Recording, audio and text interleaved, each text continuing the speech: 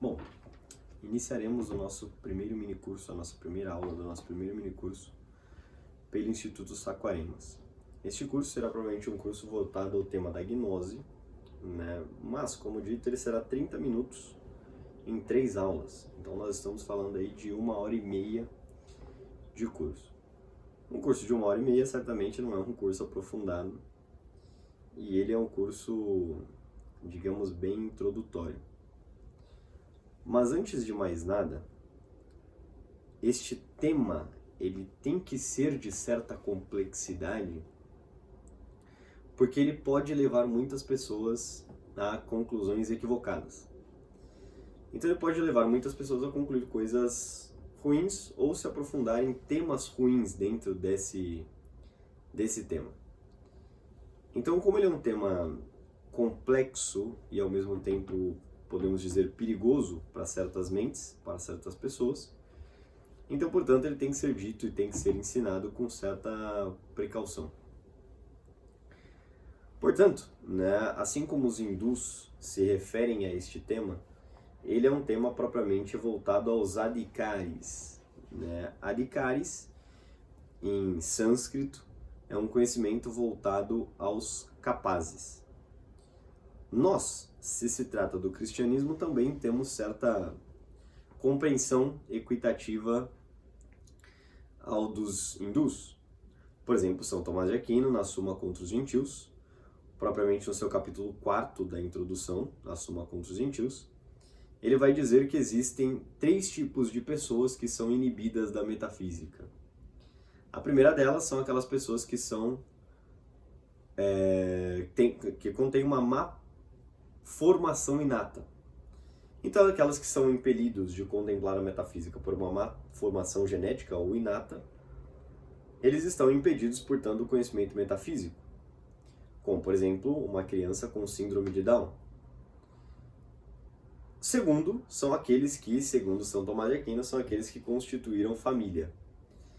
Por que aqueles que constituíram família? Porque na época de São Tomás de Aquino, você só conseguiria ter acesso ao conhecimento metafísico, se dedicar a este conhecimento metafísico, se você se tornasse um monge ou entrasse para alguma ordem, como a dominicana, por exemplo, a que São Tomás de Aquino pertencia.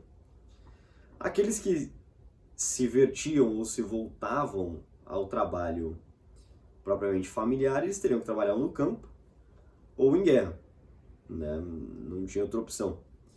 Então, como era muito difícil de você ter acesso aos livros, os livros todos geralmente eram feitos por escribas, né? Então, seria difícil você ter dinheiro para pagar um escriba para ficar na sua casa transcrevendo livros.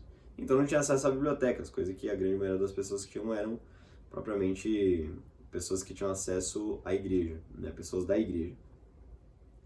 E o terceiro são aqueles que são vencidos pela preguiça, né? Ou seja, São Tomás de Aquino vai dizer que o conhecimento metafísico ele é um conhecimento complexo, ele é um conhecimento dificultoso e, portanto, ele necessita da paciência, coisa que o Guénon também vai dizer, que a maior virtude ao metafísico é a paciência. Então, ele necessita da paciência, dele ir atrás, dele vasculhar, ver um ponto de vista, ver outro, confrontar um com o outro, próprio da dialética, né, os 4 discursos aristotélicos, a fim dele chegar numa proposição, numa síntese lógica. Então, é um conhecimento para pessoas capazes, né? Não é um conhecimento para qualquer pessoa e tem que ser assim, porque senão muitas pessoas acabam se perdendo. Neste aspecto, você contém 4 tipos de pessoas que estudam o tema da gnose. Você tem aqueles que estudam ela sob ótica 100% depreciativa. Aquelas pessoas que são completamente ou absolutamente ou abruptamente contrários ao tema da gnose ou a gnose, propriamente dita. Um exemplo que a gente tem aqui no Brasil é, por exemplo, o professor Orlando Fedeli, né, o fundador do Instituto Montfort. Ele tem aquele livro, né, que não sei exatamente onde está, mas ele tem aquele livro chamado Antropoteísmo, a religião do homem, onde ele vai tratar da gnose somente sob temas, sob concepção pejorativa, sob condição crítica, né? Ele não vai tecer elogios. A segunda forma de se estudar a gnose são daqueles que são parcialmente contrários. Então, o primeiro é dos absolutamente contrários à gnose. O segundo são aqueles parcialmente contrários à gnose. Só que o parcialmente contrário, ele acredita que existem mais coisas ruins do que boas se trata do tema da gnose. É como, por exemplo, o professor Olavo de Carvalho, né, naquele seu livro O Saber e o Enigma. Né, eu estou com ele aqui, onde ele vai dizer sobre essa questão da gnose sob concepção parcialmente contrária. Né? Ele diz que existem coisas boas, né, mas que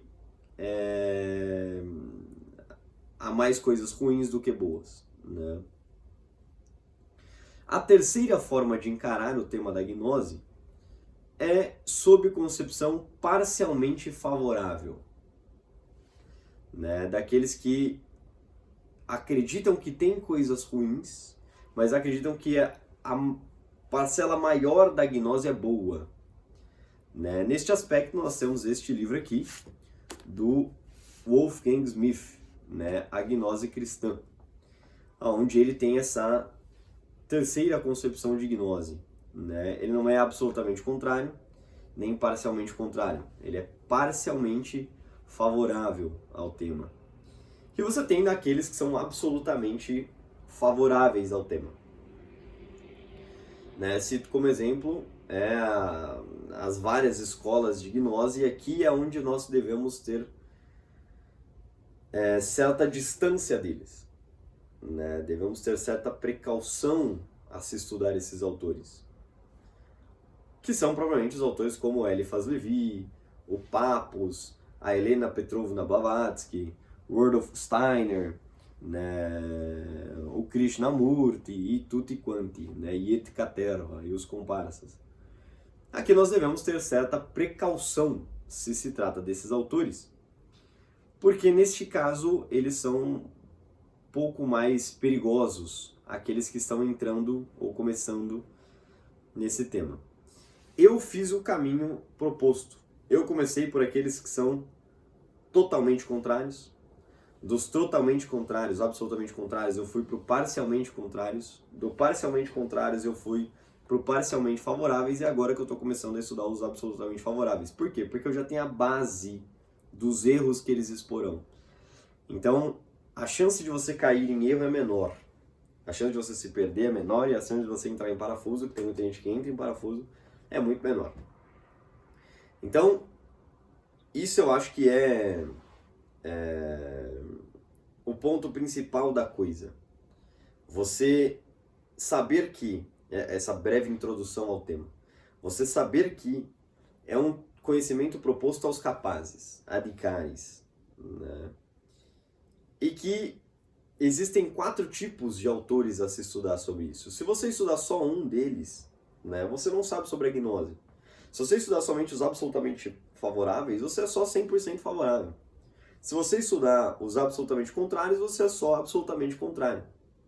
Então você tem que ficar no meio termo ali, entre o parcialmente contrário e o parcialmente favorável. Né? Eu estou oscilando entre as duas ainda, né? Mas ao meu ver, pelo menos por enquanto, eu vejo que a parcialmente favorável está de forma mais correta. Que é o que eu irei expor exatamente neste curso. Né? Será propriamente essa concepção. Antes de mais nada, se trata deste tema, nós precisamos fazer uma distinção entre gnose e gnosticismo. O Jean Borella, ele percebe uma coisa interessante.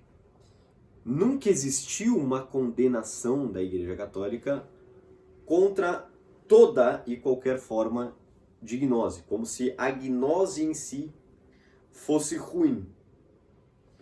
O que existiu foi uma condenação, como por exemplo o Filosofomena, né, um livro de Santo Hipólito de Roma, que é um compilado de críticas às diversas escolas gnósticas que existiam à época. Então você tem condenações a escolas gnósticas, ou seja, concepções de gnosticismos. Mas você não tem uma condenação à gnose. Até porque gnose é um termo grego que significa literalmente conhecimento. Conhecimento de quê? Ele não é um conhecimento como, por exemplo, você conhecer que uma formiga anda se ela tiver patas, né? Se ela tiver pernas. Não é este tipo de conhecimento.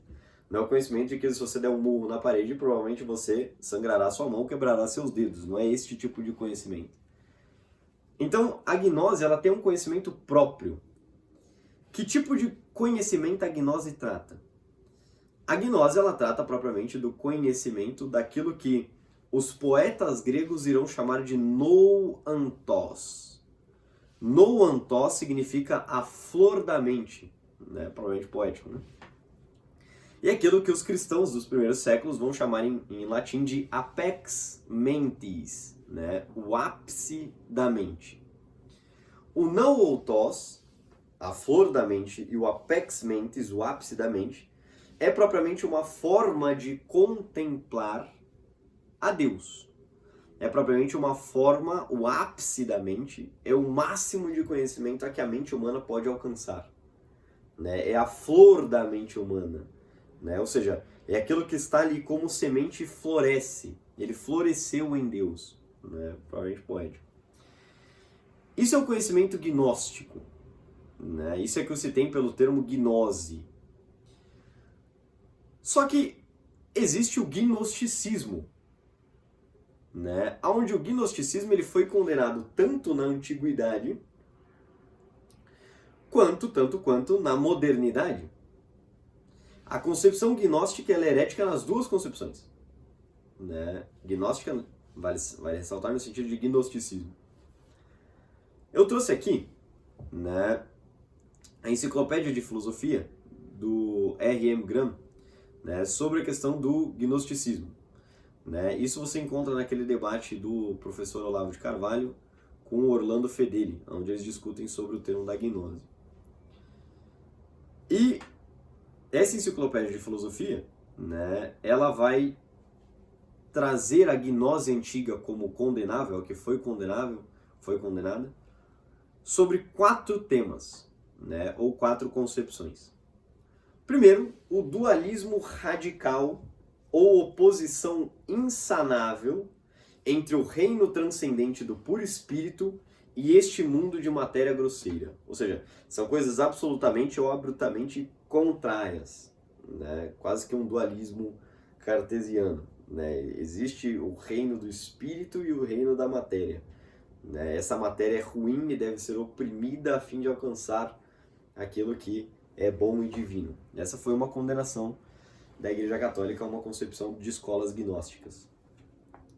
A segunda condenação. O Criador é apresentado como uma divindade secundária, imperfeita ou má, como um demiurgo, por exemplo. Em contraste com a suprema divindade espiritual. Né? Então, seria, por exemplo, como um demiurgo ruim, né? Um demiurgo maldoso. Né? Um criador. Demiurgo é criador na concepção da filosofia platônica.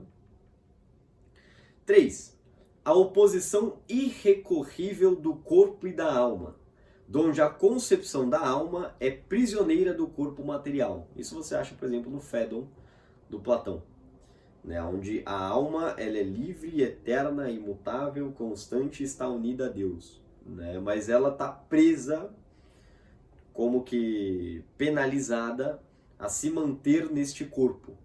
Né? E quando este corpo morre, ela alcança, né, a Deus. Então, essa é uma terceira concepção de gnose. Então, a quarta, a expansão da divindade numa série de potências ou aeons. Um processo que, num ponto qualquer de seu desenvolvimento, teria dado errado, ocasionando a criação deste universo mau. Né? Então, essas são as 4 concepções de gnose antiga das escolas antigas. Ou seja, Deus é uma série de potências, ele é uma potência plena, onde deu alguma coisa errada nesse percurso de potências infindáveis a que deu neste mundo que é ruim, que é mau. Então vai encontrar, né, com Gênesis, onde Deus fez a criação e viu que tudo era bom. Só que além dessa concepção dessas escolas gnósticas antigas, você tem a concepção da gnose moderna. E essa concepção de gnose moderna você vai encontrar no livro do Eric Fögling, Ciência, Política e Gnosticismo, né, nas suas obras completas, volume 5. Né? Só que aqui a distinção, a definição da gnose moderna, ela não é como a primeira definição de gnose antiga, das gnoses, ou do gnosticismo, perdão, do gnosticismo antigo, não é na mesma concepção, ela é numa concepção sequencial. Então isso leva a isso, que leva a isso, que leva a isso. É no sentido meio que empírico da coisa. Né? É a ideia de que, primeiro, o gnóstico está insatisfeito com a sua situação. Né? O gnóstico ele parte dessa ideia de que, olha, eu estou insatisfeito com aquilo aqui, a condição, a circunstância que eu estou inserido, aqui onde eu estou. Segundo, ele atribui os males, este mal dessa situação a que ele está inserido, no sentido de que o mundo está intrinsecamente mal organizado. Os gnósticos não são inclinados a descobrir que os seres humanos em geral, ou eles próprios em particular, são inadequados. Numa dada situação em que algo não é como deveria ser, a culpa será encontrada na maldade do mundo. Então, o mundo está inadequado porque o mundo contém esse mal. Então, entra o terceiro ponto. Ele passa a crer que é possível salvar-se da maldade do mundo. Né? Só que para isso, a quarta proposição, a ordem do ser terá de ser mudada por meio de um processo histórico. Do mundo miserável, um mundo bom deve evoluir historicamente. Ou seja, é aquilo que o Eric Fögling vai chamar de imanentização do escaton. É você trazer aquilo. Imanentizar é trazer a matéria. Você imanentizar aquilo que é transcendente. Então tem a imanência e a transcendência. A transcendência é aquilo que está além do ente, né? Além da essência das coisas. E a imanência seria a matéria, né? A substância das coisas. Então você imanentiza, você traz à matéria aquilo que é transcendente. É a ideia de que você consegue criar um paraíso terrestre.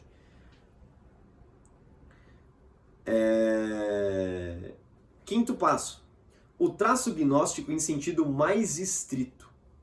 A crença em que uma mudança na ordem do ser reside no reino da ação humana. Então você muda o ser, né, através dos atos humanos.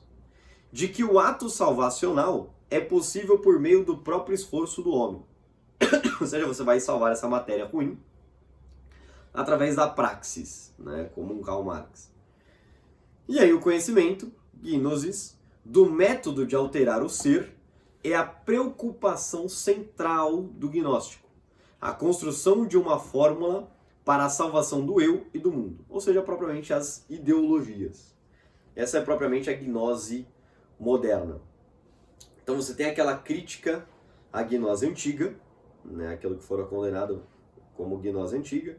Então o dualismo extremo entre alma e corpo, onde a alma está presa no corpo. O dualismo extremo onde matéria e espírito são coisas intransponíveis, incomunicáveis. Né? A ideia de que Deus ele é livre potência e chegou um momento em que deu errado essas potências e deu desse mundo que é mal. Né? A ideia do demiurgo mal, o demiurgo ruim, onde ele cria essa matéria através de um problema de percurso de Deus, né? Seria propriamente aquilo que Santo Hipólito de Roma vai trazer no Filosofomena como ideia de refutar as heresias. Só que não é dessa gnose a que nós iremos tratar. Né? Eu acho que você discutir essas duas só pode ser discutido com base de crítica.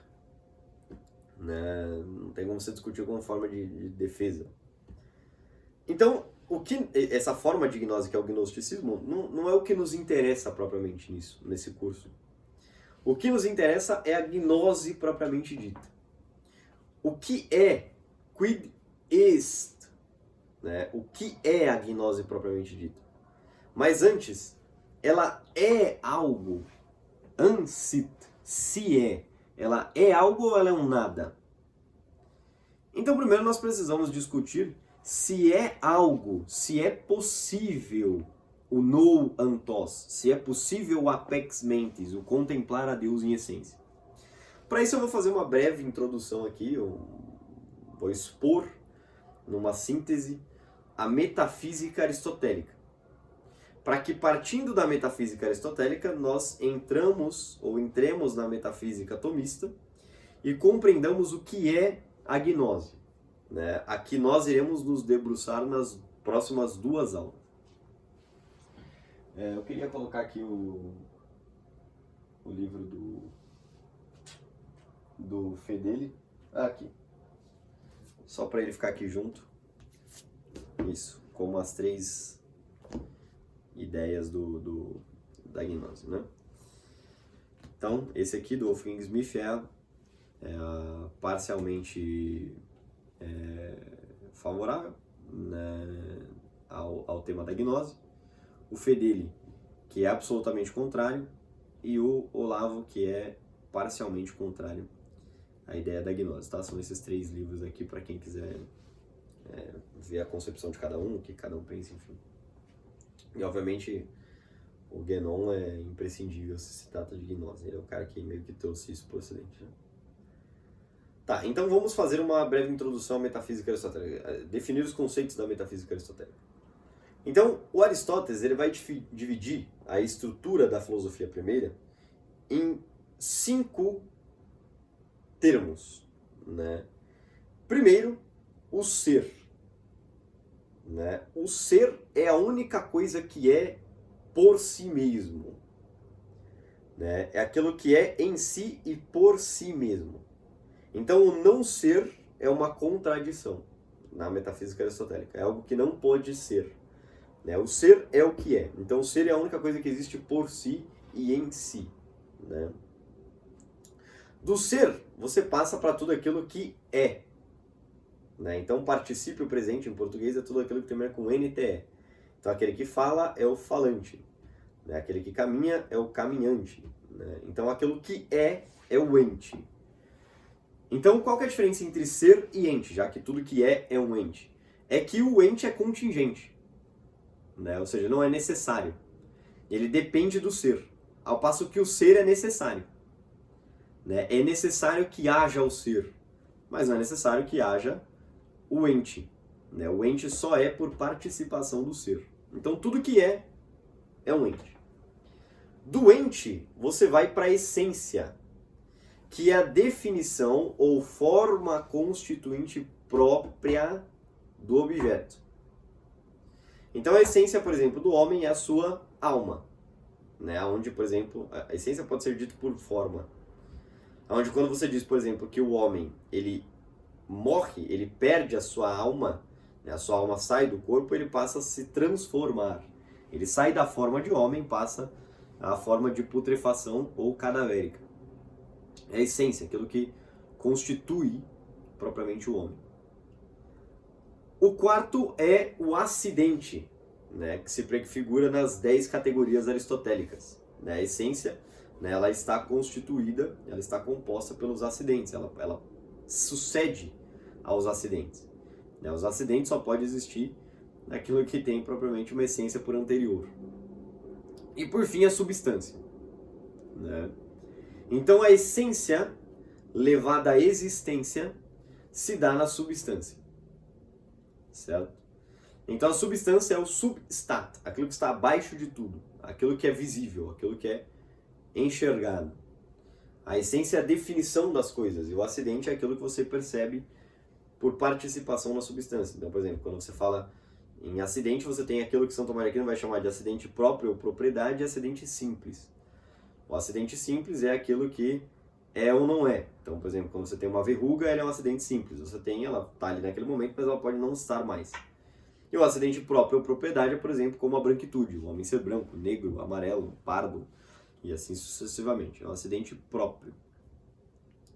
Então, essa é a concepção da metafísica aristotélica. Estou usando o sentido mais lato possível, porque, como dito, é um conhecimento para os capazes. Então, num outro curso, pode ser que a gente eu faça um acordo com o Saquarema, a gente faça um curso voltado à metafísica aristotélica, metafísica tomista, eu explico cada coisa. Mas o nosso tempo é escasso, então não vou me aprofundar muito nisso.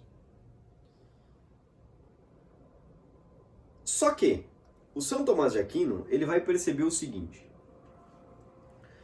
o ser, ele é aquilo que é em si e por si mesmo. Tudo bem. Só que o ser, ele é compreendido através da razão humana, da metafísica, da filosofia primeira. E Deus, ele tem que ser o ato além dos atos. Aqui entra em ato e potência. Então o ser é o ato primeiro, aquilo que dá na criação de tudo. Só que deve haver um ser, Deus, ele tem que estar acima do ser. E aqui no ser ele vai fazer uma divisão, São Tomás de Aquino. Ele vai dizer que o ser aristotélico é aquilo que ele vai chamar de in actu esse, o ato de ser, propriamente a criação das coisas. E ser ele tem que estar, e Deus ele tem que estar além disso. Ele tem que ser a causa disso. Então, portanto, Deus ele é aquilo que ele vai chamar de actus essendi em latim, o ato das essências. Ele está acima do ser, E neste sentido é que São Tomás de Aquino vai dizer no capítulo 5 da introdução à Suma contra os Gentios, exatamente o seguinte, eu vou ler exatamente como está escrito lá. Eu uso a Suma contra os Gentios da edição Loyola, a capinha azul em 4 volumes. Vai dizer exatamente o seguinte: possuiremos um conhecimento verdadeiro de Deus somente quando crermos que a sua existência está sobre tudo o que o homem possa pensar de Deus, uma vez que a substância divina excede o conhecimento natural do homem, como foi demonstrado. Portanto, o fato de se propor ao homem algumas coisas sobre Deus que excedem a razão, o confirma na opinião de que Deus seja algo superior ao que se possa pensar. Daí resulta ainda outra utilidade, a saber, a repressão da presunção, que é a mãe do erro. Há alguns que presumem tanto de seu engenho, que julgam poder medir com o intelecto toda a natureza das coisas, e pensam sem dúvida que é verdadeiro tudo o que eles veem e falso o que não veem. Para que o espírito humano, liberado desta presunção, chegasse a uma humilde busca da verdade, foi necessário que Deus propusesse ao homem certas coisas que excedessem plenamente o seu intelecto. Ou seja, o que é essa coisa que excede plenamente o intelecto humano? É Deus. Para que o homem não se ensoberbeça, não tenha presunção de achar que já compreendeu tudo de Deus. Então Deus está além do ser. Deus está para lá do ser, ele é a causa do ser. Porque o ser ele é necessário para a existência. Mas Deus, ele é a causa do ser.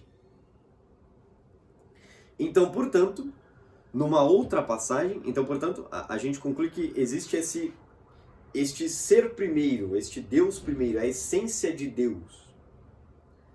Só que São Tomás de Aquino, ele passa então, na questão disputada sobre a verdade, a se perguntar se é possível alcançar esse apex mentis, esse nous, essa flor da mente. Então, a mente humana ela é feita para contemplar a essência das coisas, o ser das coisas. Ela é feita para contemplar o ser. Só que tem como contemplar, além do ser, racionalmente, definir as coisas racionalmente, a essência das coisas. Definida a essência, você alcançar a causa primeira, a filosofia primeira.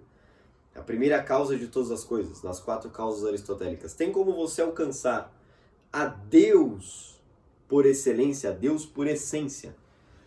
São Tomás de Aquino vai se fazer essa pergunta. Isso era coisa que era discutido? Os poetas gregos já diziam do nous. Os cristãos já diziam do apex mentis. E São Tomás de Aquino não poderia deixar isso passar batido. Então, além do conhecimento do ser, é possível conhecer a Deus em essência? E São Tomás de Aquino vai responder isso na questão 10, artigo 11, das questões disputadas sobre a verdade. E ele responde afirmativamente. Vou ler exatamente como está. Aqui, A tradução é da Eclésia, pelo Bernardo Veiga. Como pode dar-se que alguns... Como pode dar-se que alguns corpos cheguem a efeitos, cuja disposição não se encontra nos ditos corpos, como fez a Pedro andar sobre as águas, sem lhe atribuir o dote da agilidade, assim pode levar a mente a unir-se à essência divina na presente existência, por aquele modo do qual é unida a ele na pátria, sem que sobre ela seja derramada a luz da glória. O que São Tomás de Aquino está dizendo aqui na questão 10, artigo 11 da Questões Disputadas sobre a Verdade? Que assim como Deus deu certo efeito a determinados corpos, cuja disposição inexiste nos corpos, por exemplo, Pedro andar sobre as águas, não é uma capacidade que nós temos. Você não consegue chegar lá na borda do mar e andar, atravessar o Atlântico andando. Então é uma indisposição do corpo. O corpo humano não está disposto, não tem essa potência, não tem essa capacidade. Então, assim como Deus deu essa capacidade a Pedro de contemplar, de conseguir andar sobre as águas, ele também consegue disponibilizar ao corpo, né, a essência, a alma, ainda aqui nesta terra, ainda na existência, a contemplá-lo em essência. E para chegar a essa conclusão, ele vai se basear em uma passagem da Bíblia e num livro de Santo Agostinho de Hipona, aonde vai dizer em Números, capítulo 12, versículo 8, que Deus vai dizer sobre Moisés: a ele, Deus dizendo, a ele eu falo cara a cara. Ele vê o Senhor claramente e não sob enigmas ou figuras. O que se conclui? O conhecimento da gnose, o contemplar a Deus em essência, o nous antos, o apex mentis, é possível ainda em vida. Isso é o conhecimento da gnose. Contemplar a Deus em essência é gnose. É isso que significa o termo gnose. Só que aqui, o que vai ter a discordância entre as várias concepções ou entre as escolas? Entre as escolas gnósticas você tem várias condenações. Sobre as escolas gnósticas modernas que o Fugner vai traduzir, que o Fugner vai trazer, você tem as ideologias. Só que também sobre as várias escolas, aqui eu mostrei que existem os totalmente contrários, os parcialmente contrários, o parcialmente favoráveis e o totalmente favoráveis, quais as distinções que você vai ter nos meios ao se alcançar isso? O São Tomás de Aquino vai dizer explicitamente, deixar claramente: é Deus quem dá isso ao homem. Então, por exemplo, São Pio de Petrolina contemplou a Deus em essência. São Francisco de Assis contemplou a Deus em essência. O próprio Tomás de Aquino contemplou a Deus em essência, onde ele vai dizer que a Suma Teológica não passa de palha. Palé, em latim. Alguns traduzem por pouco, outros por palha. Ou seja, a Suma Teológica, tudo o que se disse racionalmente sobre Deus, comparado a Deus em essência, é palha. É nada. Comparado à gnose, é nada. Comparado ao contemplar a Deus em essência, é nada.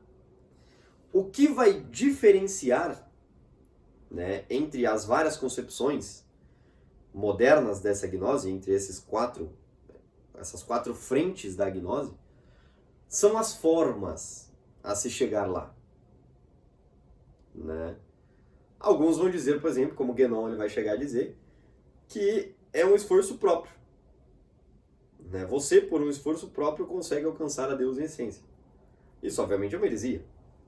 Isso é uma absurdidade sem fim. Então, a gnose em si, ela tem que ser restaurada. Ela tem que ser defendida. Porque ela é a finalidade da vida humana. É contemplar a Deus em essência. Seja nesta vida, seja na próxima. Agora, os meios a se alcançar isso é que são discutíveis. Né? Aqui é que a gente tem que tomar certo cuidado, porque aí o Eliphas Levi vai dar um meio, o Pappos vai dar outra, a Helena Petrovna Blavatsky vai dar outra, o Rudolf Steiner no Teosofismo, no Teosofismo vai dar outra. né? Então você tem várias concepções de como chegar nisso, e aqui é que entra o problema, né, da gnose. Né? O próprio Bento XVI, por exemplo, a gente vai trazer isso na próxima aula, ele vai dizer que existe a gnose cristã e a gnose boa. Né? Ele vai defender essa ideia. Né? E eu vou expor, por exemplo, na próxima aula, a gnose paulina. Paulo ele chega a citar o termo gnose 32 vezes. Né? Porque Paulo escreve as cartas em grego, algumas em latim. Ele citar 32 vezes o termo gnose. Então, na próxima aula, nós iremos especular isso. Então, fica aqui a conclusão. Gnosticismo não é a mesma coisa que gnose. Gnosticismo foram várias correntes filosóficas condenadas pela Igreja ao longo dos séculos e até na modernidade. Gnose significa conhecimento. É o conhecimento do ápice da mente, é o conhecimento da flor da mente, é o conhecimento de contemplar a Deus em essência. Você concluir que é possível contemplar a Deus em essência, é você concluir, por exemplo, que Moisés contemplava a Deus em essência, como diz Números. É você concluir que na Transfiguração os apóstolos contemplaram a Deus em essência. Né? Você concluir que São Tomás de Aquino, quando ele contempla a Deus em essência, ele conclui que a Suma Teológica é palha. Então aqui não tem heresia nenhuma, não tem medo nenhum. Isso é um fato, é uma doutrina da Igreja Católica. De fato, contemplar a Deus em essência é possível, como vai dizer São Tomás de Aquino, na questão disputada sobre a verdade. Os meios é que são discutíveis. Né? No cristianismo existem vários meios possíveis. E para isso a gente vai precisar entrar nas próximas aulas em outros temas relacionados a isso. Vai lembrar, gnose é um termo para os adicares, os capazes. Né? Então muita coisa vai ficar com perguntas com lacunas, né? Abertíssimas. Né? Mas aqueles que puderem me chamem no privado, no WhatsApp, no Instagram, enfim, que eu vou tentar deixar as coisas o mais claro possível. Tá? O que eu posso indicar? Siga essa ordem. Ou leia, comece pelo extremamente contrário, né? Absolutamente contrário. Vá para o parcialmente contrário, parcialmente favorável, extremamente parcialmente contrário, depois para o parcialmente favorável, e o extremamente favorável deixa bem para depois, quando você já tiver uma base boa da doutrina católica a respeito disso, que é o que eu vou tentar trazer aqui. Tá? Então, essa foi a nossa primeira aula sobre o tema da gnose, né? O nosso primeiro mini curso relacionado ao tema. Aqui nós iremos tentar manter uma linha aí nos próximos, nesse sentido de síntese, tentar sintetizar o máximo de informações possível. No começo vai ficar muita informação grudada e jogada, mas o ponto principal é saber que a gnose não é uma heresia em si mesma. É um conhecimento possível e plausível, defendido até mesmo por o doutor comum da igreja, que é São Tomás de Aquino. Certo? Nos reunimos e permanecemos reunidos em nome do Pai, do Filho e do Espírito Santo. Amém.